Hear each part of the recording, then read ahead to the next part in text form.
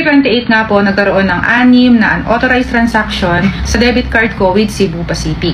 So, ibig sabihin, nagamit yung card ko na naibook sa Cebu Pacific nang wala akong kamalay-malay.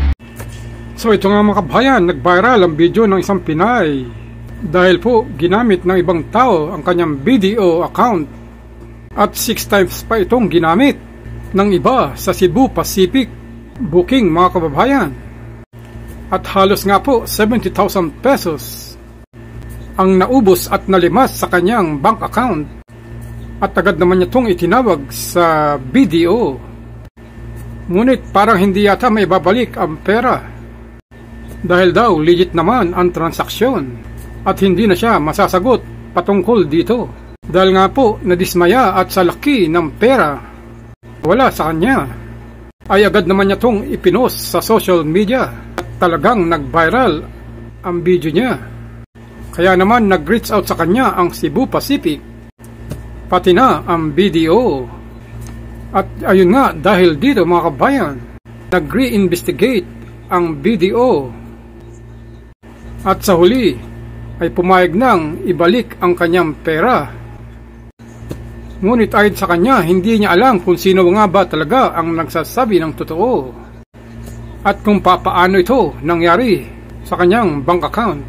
Mga kababayan, BDO unauthorized transaction na nag-viral a few days ago. Gusto ko lang pong ipaalam sa mga tao na nakasubaybay dito na naibalik na po yung pera ko. At para naman po sa mga hindi nakakaalam, ikwento ko na din ng konti na noong July 28 nga po, nagkaroon ng 6 na unauthorized transaction sa debit card ko with Cebu Pacific. So, ibig sabihin, nagamit yung card ko na naibook sa Cebu Pacific nang wala akong kamalay-malay. Natutulog ako nun eh. Pagising ko, nawawalan na ako ng almost 70K.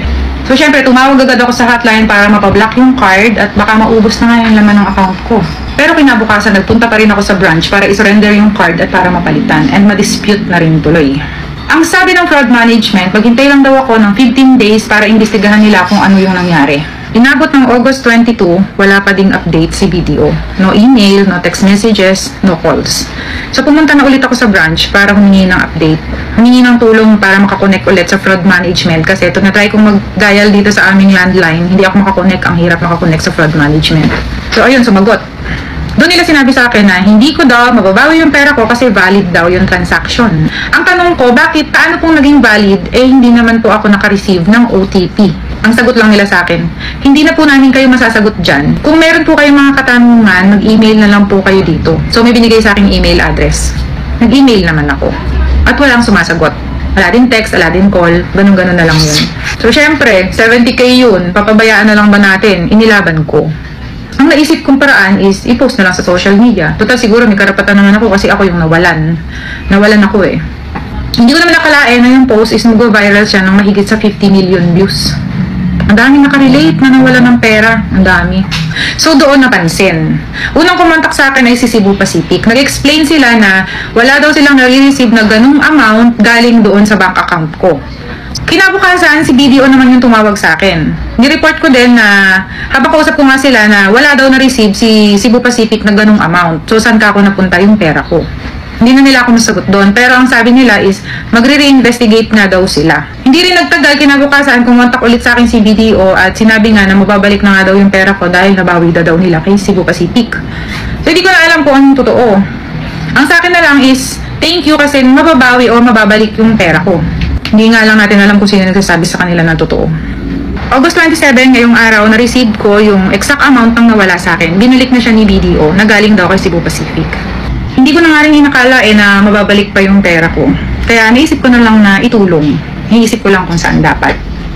Sana din po yung mga ibang nawawalan ng pera, magawan din po ng paraan na ma-reinvestigate at maibalik pa sa kanila dahil hindi po ganun kadali mag-ipon ng pera. Pinaghihirapan po nila yan. Pinagtatrabahuhan, pinagpupuyatan. Paalaala na lang din po na mag-iingat po tayo. Grabe na po yung mga galing ng mga hacker at mga scammer ngayon. Nag-upgrade na sila. Nakukuha na nila yung mga pera natin na walang OTP approval. Again, para sa mga may online banking, kahit na anong bangko pa yan, dapat palagi tayong mag-iingat. Lagi nating ilalak yung card natin kung hindi naman palaging ginagamit. Yun lang po. Case closed. At ganito rin halos ang nangyari sa isang kababayan natin Pilipina na nasa Pilipinas ngayon. Nalimasan din po siya ng mahigit 70,000 pesos. Pero ito mga kabayan, dahil sa Globe promo link Sinend sa kanya na legit na galing mismo ito sa Globe. Nakapag-sign up pa siya rito, mga kababayan. Dahil dito, nagamit niya sa pag-book naman sa Cathay Pacific, mga kababayan. I got scammed. Afternoon ng July 1, recently lang. So, kakatapos lang ng team building namin sa company. And napag-decide namin ng mga business partners ko na pumunta ng Tagaytay para magbulalo and mag-coffee. Para dun yung ituloy namin yung meeting namin for our sub-team. So, habang nasa biyahe, papunta sa Tagaytay, biglang nag-text sa akin. Biglang may nag-text sa akin. And legit to na ang ginamit is yung Globe. Kung alam nyo yung mga nagte-text sa atin ng mga promos sa Globe, diba, yung mga updates and everything, dun siya galing. And yun, sabi dun sa text is, meron akong points na mag-e-expire and i-redeem ko daw kasi mag-e-expire na daw talaga siya. So ako naman, thinking na dahil ito galing to sa Globe, kinlik ko yung link na provided dun sa text. And ayun, dinirect ako sa isang website na lumalabas doon kung ano yung mga rewards na pwedeng pagpilian. Meron doon Bluetooth headset, meron doon parang AirPods na hindi siya Apple AirPods, pero something like that. And may OTG and meron pang iba. So, para daw makuha mo siya, i-redeem mo yung points mo plus magbabayad ka ng 9 pesos something lang for that. So, ako naman, nilagay ko yung details ko kasi ang option lang doon para magbayad is debit card or credit card. So, nilagay ko yung details ko and details ng credit card ko. Ayun. Actually, nung medyo magpo-proceed na talaga ako, medyo napadalawang isip pa ako eh. Kasi sabi ko, legit kaya to? So, hindi ko pa totally confirm yung transaction. Bumalik ako dun sa text, dinoble check ko kung Globe ba talaga yung nag-text. And totoong Globe talaga siya, guys, ha. Kaya sabi ko, siguro legit naman to. And ayun, bumalik ako dun sa link, kung saan ako na-direct nung una nung link, bumalik ako dun. And I have to put yung OTP na it will expire sa loob ng 1 minuto. So, biglang may tumawag din, bago ko nga i-input yung OTP ko, biglang may tumawag. Hindi ko maalala kung yung sister ko or yung mother ko. Naalala ko na, sister ko. So, ina-update niya kung ano yung nangyayari sa kanila. Kasi kasama niya yung mga kids ko. Hindi kasi namin sila na isama sa team building.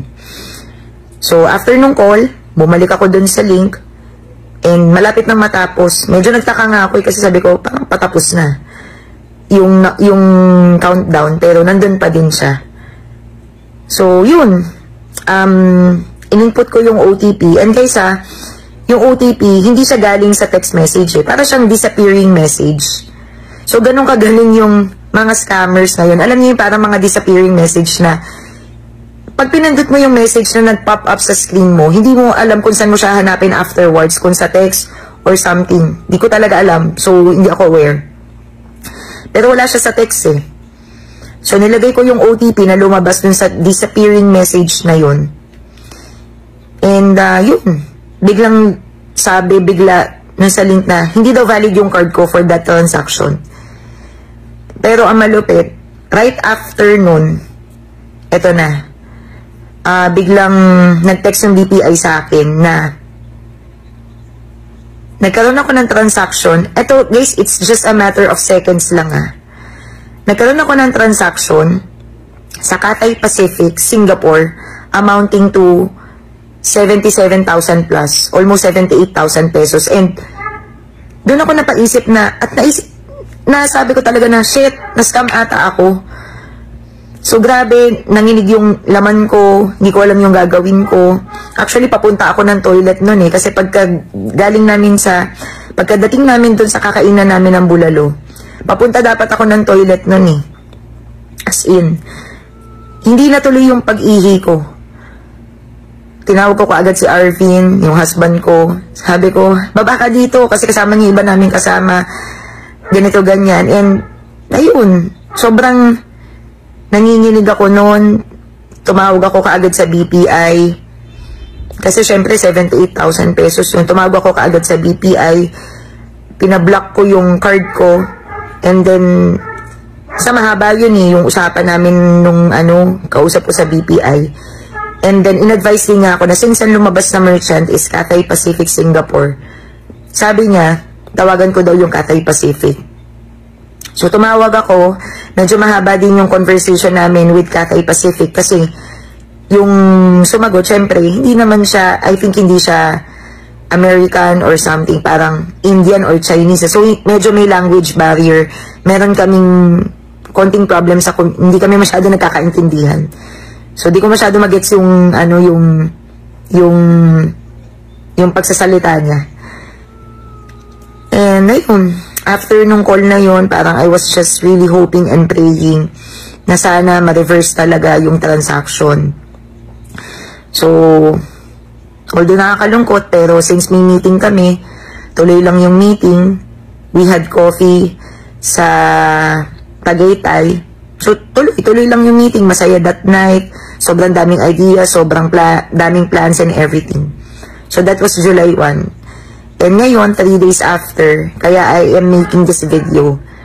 July 4, pag-check ko ng aking BPI app sa phone. Kasi nung mga nakaraan, siya ko yung BPI app ko, wala yung credit card eh.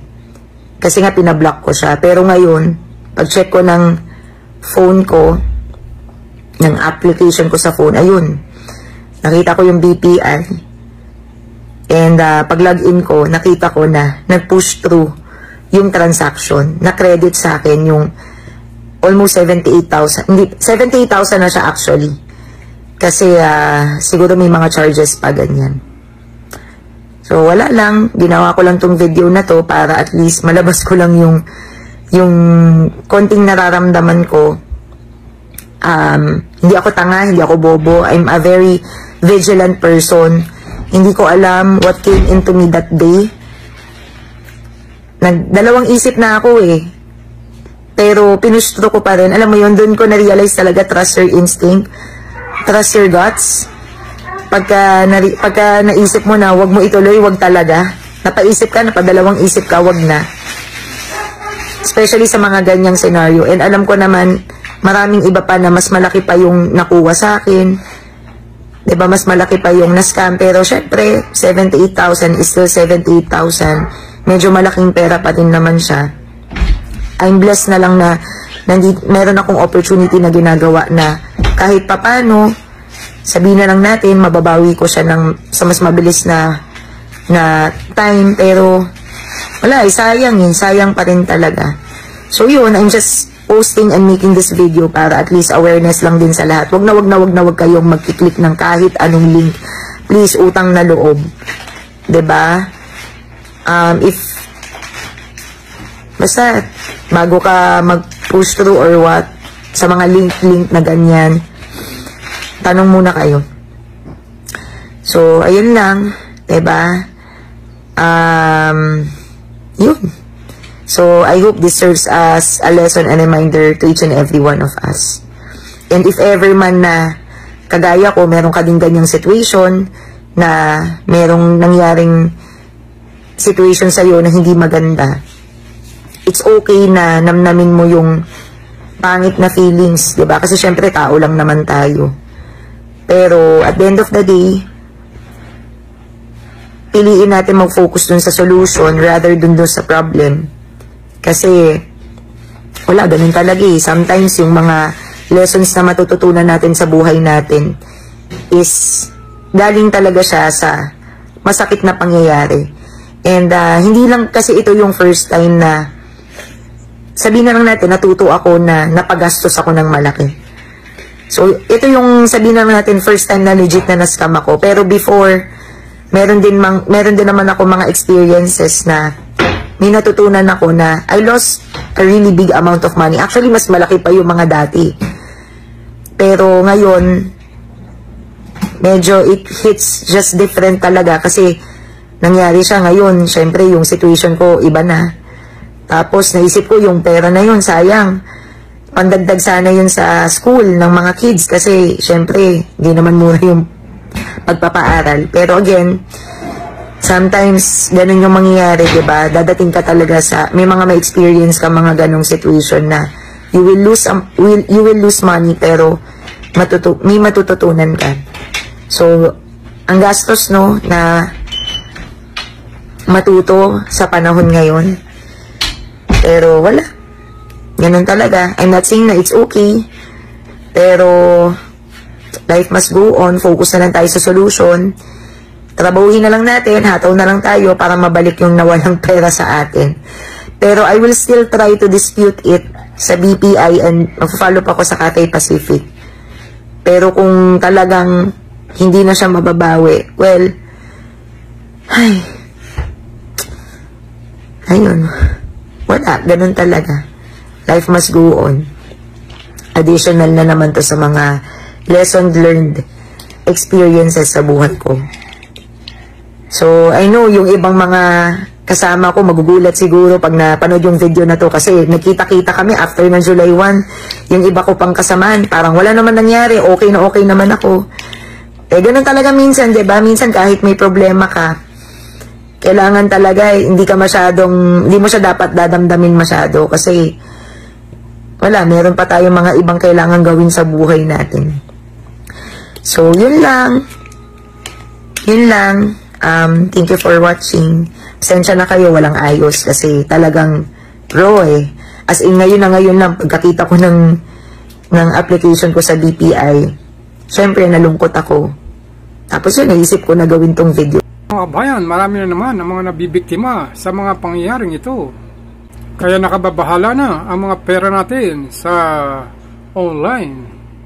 Pero sa unang kaso ng kababayan nating Pinay sa BDO, baka imposible na naging inside job yun, mga kababayan. Paalala uli sa ating mga kababayan, sa ibang bansa man o nasa Pilipinas, ay lagi po tayong mag-iingat sa mga ganitong scammer at agad itong i-report sa bangko kung saan man tayo nag-iipon ng pera, mga kababayan.